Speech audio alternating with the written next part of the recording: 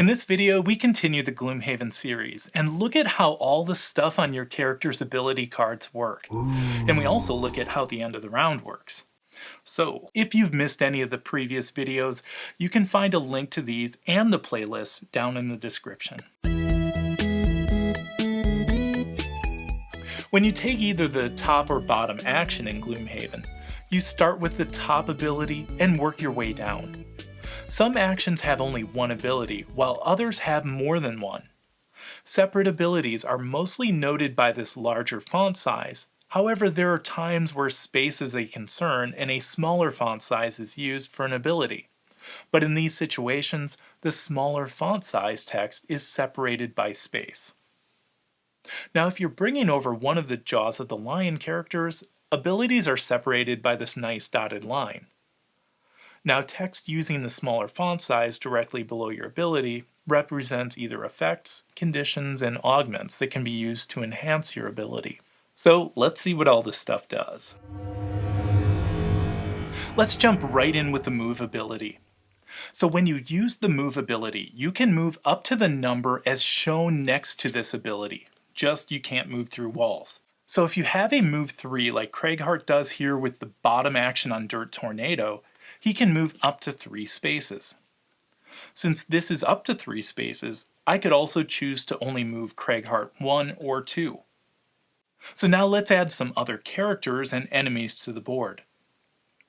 When you take your move 3, you can't move through enemy characters, but you can move through your allies. You just can't end your turn in the same space as your ally. Now let's add some obstacles and difficult terrain to the board. By the way, obstacles are noted with the green border when they're shown in the scenario guide, and difficult terrain with the purple border. Your character cannot move through obstacles, but they can move through difficult terrain. It's just difficult. It takes 2 points of movement to enter a hex with difficult terrain instead of 1. In this example, Craighart again has his move 3, and this time he's got 2 obstacles, these tables, and then he's got this rubble, which is difficult terrain.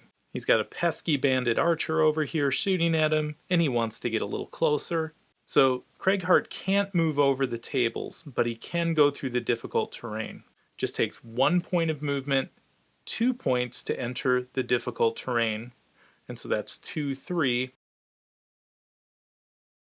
His move is over. Oh no! Your character can move through traps and hazardous terrain, but as soon as you enter a hex with a trap, the trap springs, and depending on the trap, it either damages your character, where the damage equals 2 plus the scenario level, or applies a negative effect, as is the case with a stun trap. After the trap springs, it's removed from the game. You can then continue movement. If your character enters a space with hazardous terrain, this inflicts half the damage of a trap rounded down. But the hazardous terrain remains on the board. Traps are noted with the red border, and hazardous terrain is noted with this orange border in the scenario guide. So for this example, Craighart still has his move 3, but he's got 2 traps. These are spike traps, and then he's got 2 spaces of hazardous terrain. So if he wants to get over to this bandit archer, he can trigger the spike trap. So for this example, we'll say the scenario level is 1. So you take 2 plus the scenario level for 3 trap damage. And removes the trap, and then he can continue movement to get adjacent to this bandit archer. Alternatively, Craighart could go through the hazardous terrain. Trap damage would be 3 damage. So it's half of that rounded down, so he would take 1 damage and then move through hazardous terrain. Not quite adjacent where he wants to be, but he only would take 1 damage instead of 3. Hazardous terrain, again, remains on the map. If the move ability has this jump symbol under it, this means your character can now jump over enemy characters and all the terrain we just mentioned. You just have to treat the last hex of movement as a normal move because your character will be landing and coming in contact with the spot. So for this example, the Spellweaver is going to use the move 4 with jump, and she takes this ability and wants to position herself here And she can just move 1, 2, 3, 4, jumping over the obstacle and the hazardous terrain, avoiding the damage from that. So just remember, the last movement point of jump, you have to land on the ground again and suffer the damage of whatever's there, if there is something there. If you have a character with the flying trait, or a character who acquires the flying trait, flying works just like the move action with jump, except you don't have to worry about landing in the last hex of movement. Movement can stop over a hex with a map overlay tile like obstacles and traps that we spoke of earlier, and you won't have to suffer the adverse effects since you're not coming in contact with them. So let's continue on with map overlay tiles.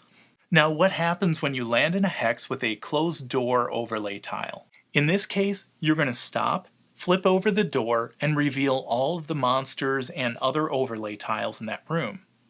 Then, finish your movement if you wish, and finish the rest of your turn. Any new revealed monsters with lower initiative than yours will take their turns after your turn is complete. So with this said, you can open a door, populate all the monsters and map overlay tiles, and then back away if you have enough movement, or charge in if you still have movement. So then we move on to treasures and coins. You can move on to hexes which contain treasures and of course coins, and this can be to your advantage because at the end of your turn you must loot whatever is under your player character, also known as end of turn looting. You don't need to have the loot ability on a card to do this. So if you loot a treasure, just remember to mark it off in the player guide as you can only loot a numbered treasure once. Alright, so now that we're finishing up with move, I just want to remind you not to forget that you can always use the basic action of a move 2 from the bottom action of your card. This is a normal move without jump. When taking this action, the card just gets discarded after the action's resolved. None of the text nor active or lost icons apply. Now we move on to the next ability. So the next one we look at is attack. Again, we'll start basic and then slowly build to show all the wonderful things that can accompany your attack. When you attack in Gloomhaven, attacks are made against monsters only, not your allies. So let's start with the melee attack, and by the way, melee just means something like close combat, so you have to be in a hex one space away from your enemy to use it, and there can't be a wall in between you and your enemy to use it. So in this example, I'm going to attack this normal bandit guard one hex away from me using the attack 3 from Thieves' Knack. I start with a base damage as shown next to the attack symbol. I draw an attack modifier and add or subtract this from the 3 base damage. So in this case, I draw an attack modifier card of a +1. I add that onto my attack 3, so I have an attack of 4, and then I apply damage tokens to the monster stat card. This monster has 6 hit points, so only 2 more points of damage are needed to defeat it. So that's the basic melee attack.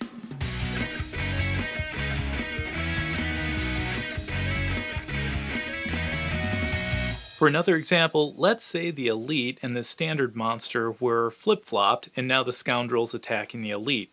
She uses her attack 3 from Thieves' Knack and adds her +1 modifier. So right now she applies 4 damage to the Elite. However, if we look at the Bandit Guard's stat card, we see that the Elite has a shield 1, so we have to subtract 1 from that 4, so she inflicts 3 damage on the Elite. And that Elite is number 4, so those damage tokens go here. Don't forget that you can always substitute a basic action of an attack 2 for the top action of your card. This is a normal melee attack too. Since you're substituting this basic attack for the text printed at the top of your card, none of the text nor active or lost icons apply, and the card just gets discarded after the action's performed.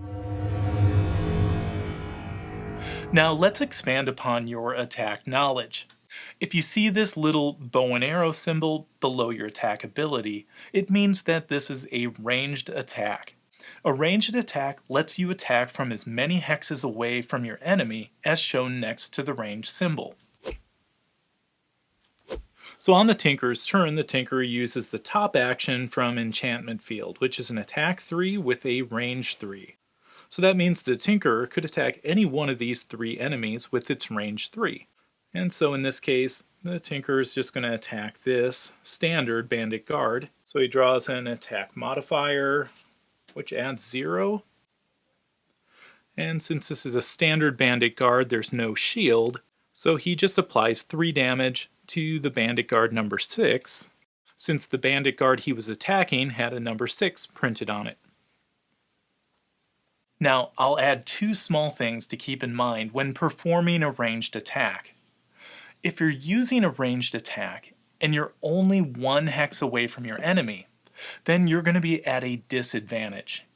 And all that means is that you'll have to draw 2 attack modifier cards instead of 1, and you have to use whichever attack modifier card is worse. Also, in order to target an enemy, you have to have line of sight. The only things that block line of sight in Gloomhaven are walls and closed doors, not obstacles, enemies, or allies. You have line of sight if you can draw a line from any corner of your hex to any corner of your target's hex.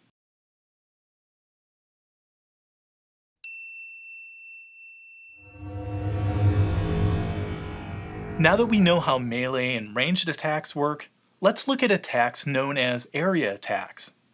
If your attack shows a gray hex with red hexes, this is a melee area attack. The gray hex represents the hex where your character is located, and the red hexes represent the hexes impacted by your attack. When you perform a melee area attack, you have to have line of sight to each hex in the area. And as you'll see when attacking multiple enemies, you draw 1 attack modifier card for each enemy. Also, don't worry with area attacks, as your allies won't be targeted if they fall within your area. So let's look at an example on the Brute's turn where he has an area attack, which is a melee attack. The gray hex shows the hex the Brute needs to be in, and the red hexes are his enemy hexes. We see the Brute is in the gray hex, and so we can orient this any way we'd want. And so there's 2 possibilities here.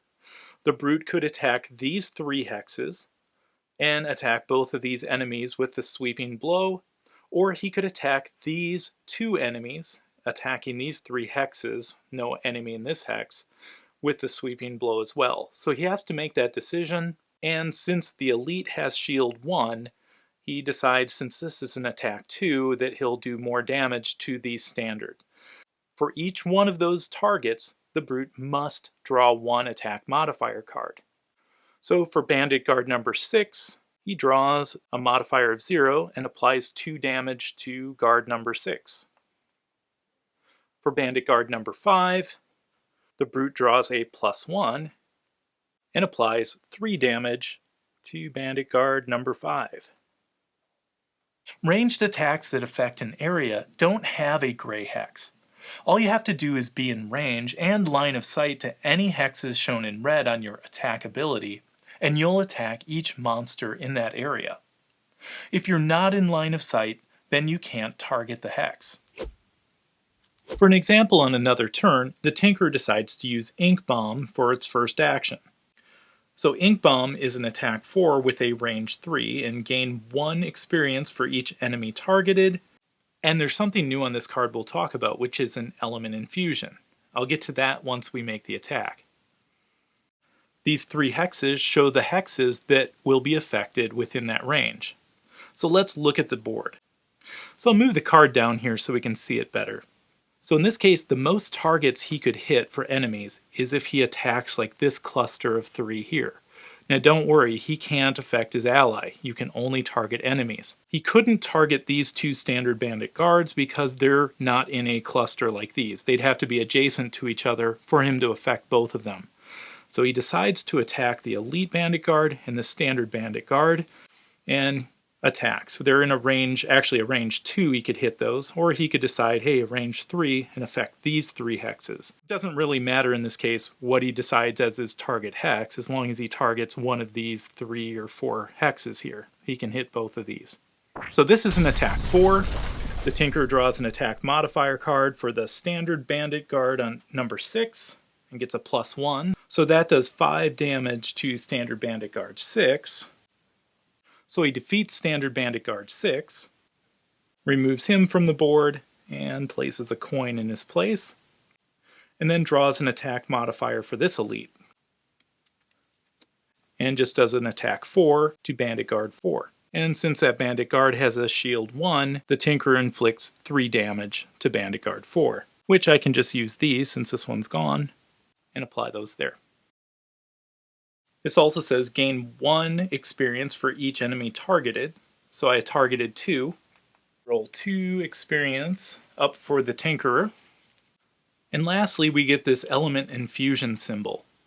And so the element infusion symbol means if I performed any part of this attack, at the end of your turn, you would move the token over to the strong column. During the cleanup phase, all elements get moved 1 column to the left.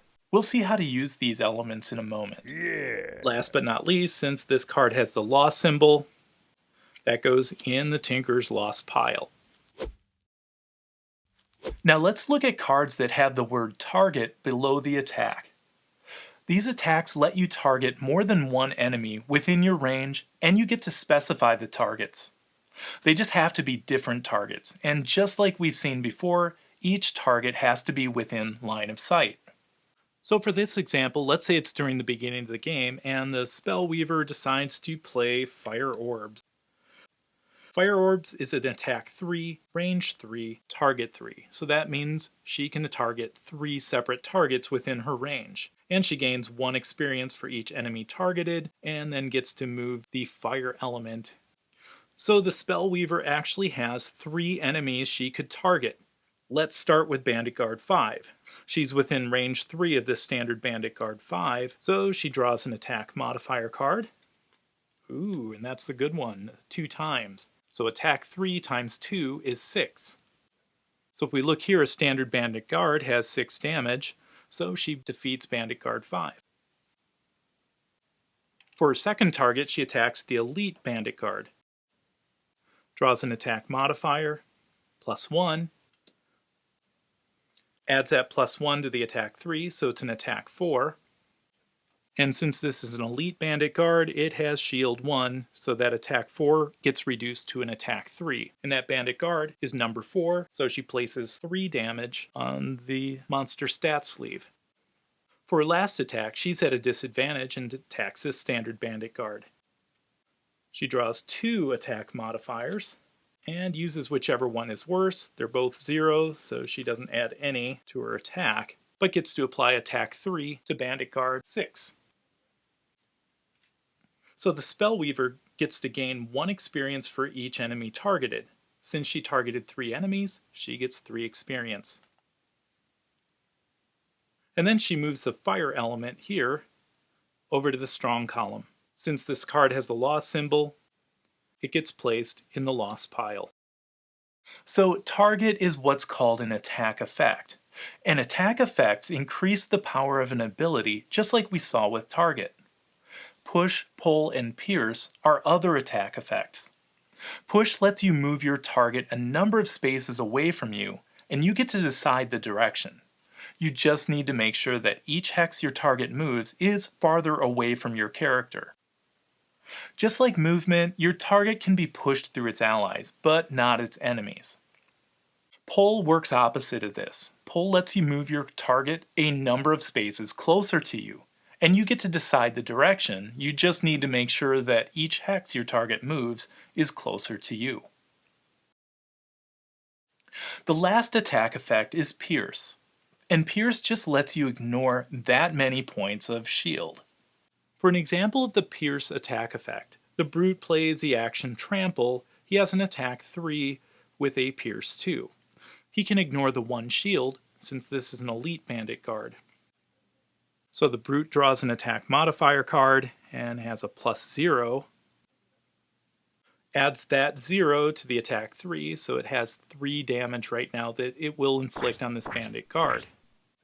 Since this bandit guard is an elite, it has shield 1, but since there was a pierce effect, the shield is ignored, and so the brute gets to inflict 3 damage to the bandit guard. So there are several conditions, both positive and negative, that you can find on pages 22 and 23 of the rulebook. You'll see these underneath your abilities, many times your attack abilities, and these conditions get applied to your target when you use your ability. And by the way, the ability the condition is part of doesn't have to even be successful for the condition to apply. For instance, if you drew a null card for your attack modifier, even though the attack would not inflict any damage, the condition would still get applied to your target.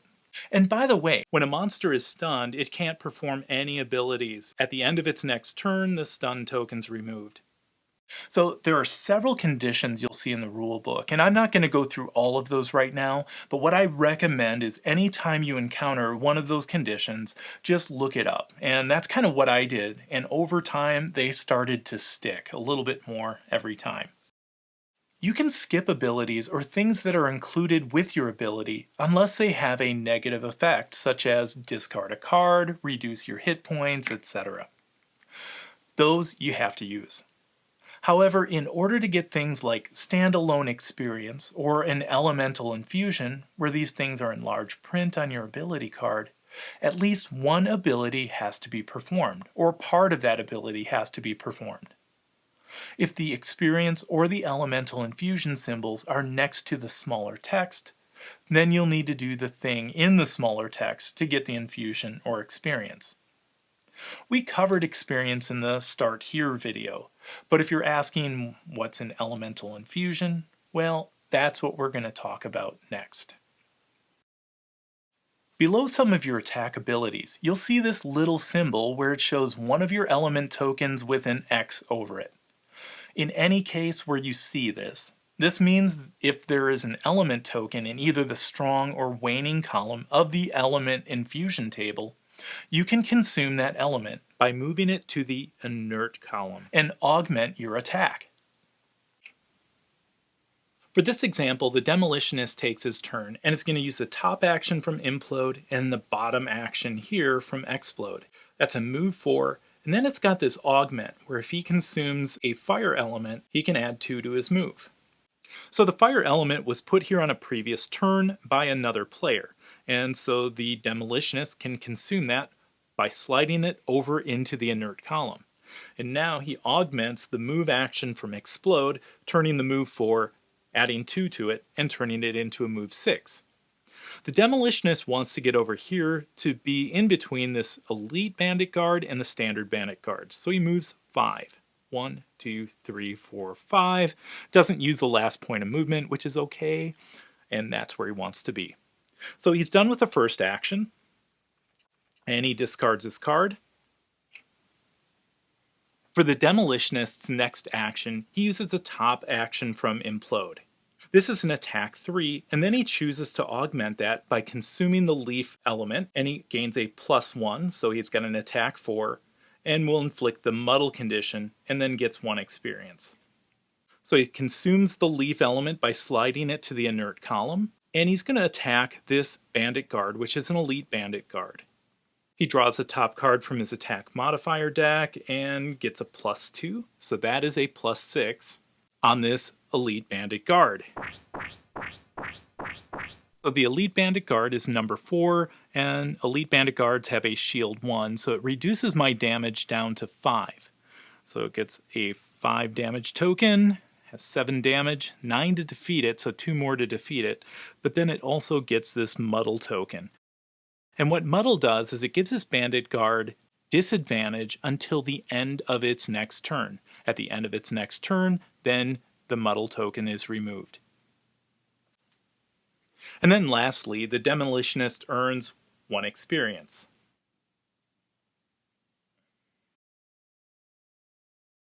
With attack, there is a lot to absorb. By the way, you'll also see some of these attack effects, conditions, and the elemental infusion augments affect abilities other than the attack ability as well. You'll see them affect like movement perhaps. Now that you know how to use them with attack abilities, you'll know how to use them with other abilities too. So let's move on to some much simpler abilities that you'll encounter on your cards. The first one we're going to look at is healing. And yes, healing is so nice, especially when you're getting low on cards and low on hit points. When you use the heal ability, you can always heal yourself, no matter if the card shows a ranged heal or says self. This is something I missed on my first couple of plays. I would use my character's ability to heal another character, and only if it said self, I would heal myself. So for an example of heal, the Brute uses the heal 2, range 1, from Eye for an Eye. And he decides to use that on himself since both the Demolitionist and the Spellweaver are out of range. So at the end of the Brute's turn, he moves the Leaf Element token to the Strong column. And just remember, you can't consume the element that you moved on your turn. Other characters can consume those elements on their turn, however, after you. The loot ability acts as a ranged ability and lets you loot all spaces with line of sight to your character's position. Remember, when you loot a treasure, immediately look toward the rear of the scenario guide to see what you found and then mark off the treasure that you found it. Numbered treasures like this can only be looted one time and then get marked off. And don't forget that your character always has end of turn looting, where regardless of the abilities used on their turn, they can loot coins and or treasure in the space they occupy at the end of their turn. Alright, so active bonus actions have these symbols on them. When you take the action, you move it to your active area where the effect takes place either until the end of the round if it has this symbol, or until certain conditions are met if it has this persistent bonus symbol. For the shield ability, shield works about the same for a character as we've seen it work for the monsters. One thing to keep in mind with shield, however, is it only applies to damage caused by an attack. For instance, it wouldn't apply to damage you get from a wound at the beginning of your turn. For the Tinker's second action, on his turn he uses the Flamethrower bottom action Shield 1, and this also affects him and then any adjacent allies. We know it's an active effect because it's got this symbol down here. So that gets placed in the active zone, and this symbol tells us that it's good till the end of the round, then it gets placed in the discard. So until the end of the round, both the Tinker and the Brute have Shield 1. At the end of the round, then the card gets placed in the discard pile. If your ability card had the lost symbol, then at the end of the round it would get put in the lost pile. So the Retaliate ability is put on actions that get put into your active zone. So when a Retaliate ability is active, any enemy who attacks you from an adjacent hex receives the Retaliate damage. Retaliate damage is not treated like an attack, so no attack modifier card is needed. You just apply the damage to the monster right after they attack your character. Also, there's some Retaliate abilities that affect ranged attacks too. They would show a range symbol, and any enemy within that range who attacks your character receives the Retaliate damage. The other kind of active bonus is a persistent bonus. These usually are cards that have counters on them.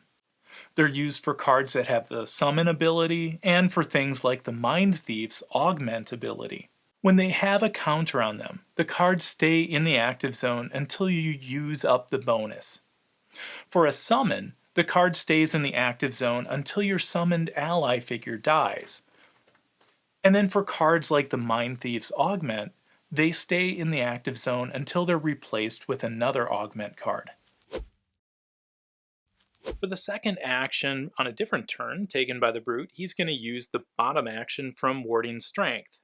This is a persistent active ability, so it gets placed up here in the active zone. Whenever you play a persistent active ability that has these little spaces on it for counters, you take one of your counters and place it in the first space on the left, upper left in this case. Every time the brute uses this effect, he's going to move this counter one space to the right. And so what this one says is, on the next 6 sources of damage from attacks targeting you, gain shield 1. So anytime he gets attacked, he's going to move this counter one space to the right.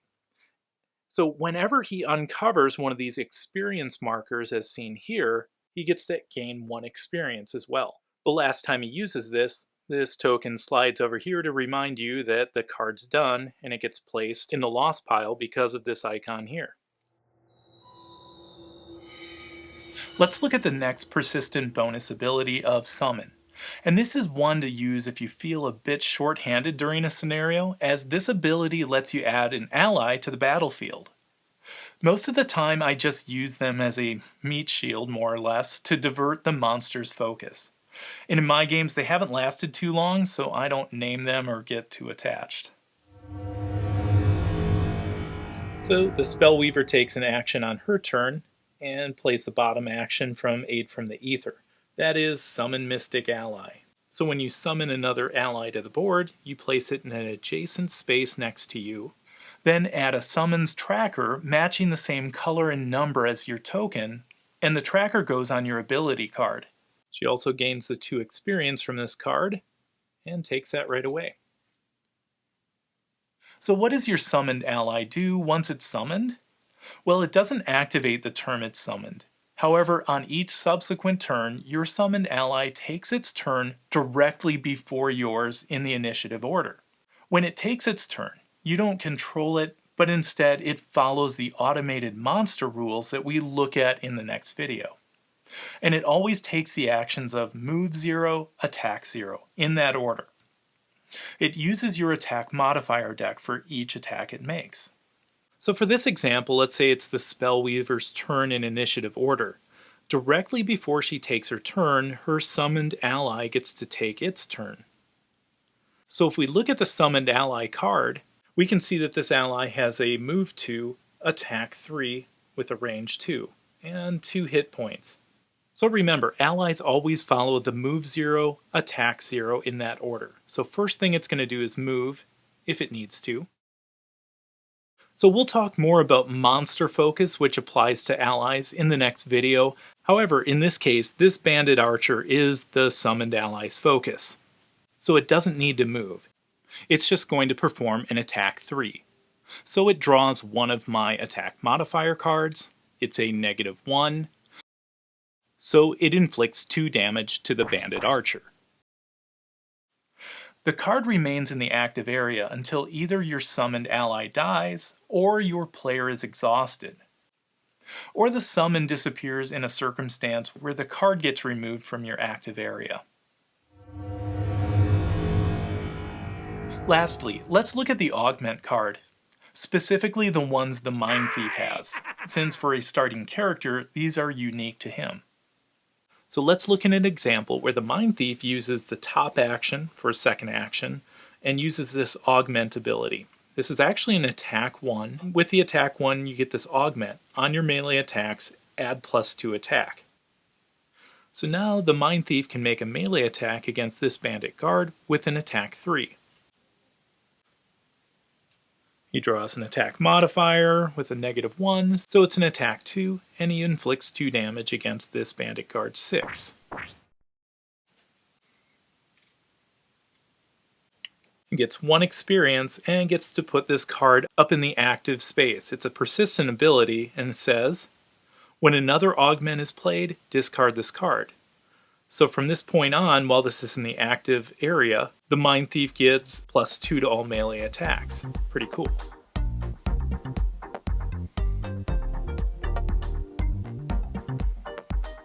Now that we know a lot more about how cards work, let's look at the end of a round in more detail than in the previous videos. At the end of the round, all active round bonus cards get discarded or lost if they have that icon on them. If any card was drawn either from a monster ability deck or attack modifier deck with this circular symbol on it, shuffle the entire discard pile back into the draw deck. Next, move all elements in the waning and strong columns 1 column to the left, and players may perform a short rest if they would like. When you take a long rest, you get to choose which card from your discarded cards you lose, whereas on a short rest, it's randomly chosen from your discard pile. So that's another advantage of taking a long rest over a short rest.